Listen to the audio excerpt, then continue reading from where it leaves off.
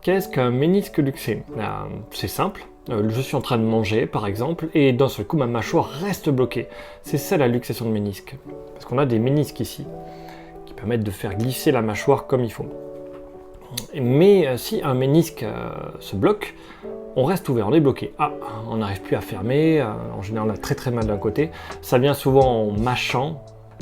Qu'est-ce qu'il faut faire? Pour se débloquer, il faut faire des mouvements de glissement. Je vais devant, je reviens.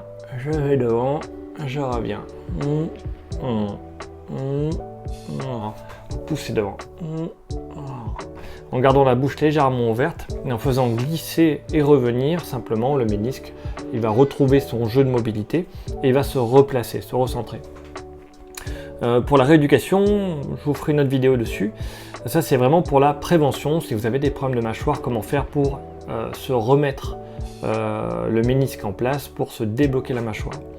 N'oubliez pas, pour tous ceux qui ont des problèmes de mâchoire, qu'il y a une chose qui est très importante que je répéterai dans d'autres vidéos.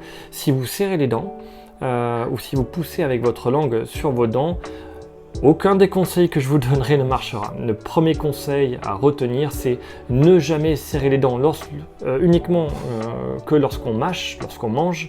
Dans tous les autres cas, jamais les dents ne doivent être serrées. Et pareil pour la langue, jamais on ne doit pousser les dents, ni pousser en haut, ni pousser en bas. La langue est relâchée, elle doit être très légèrement pendante.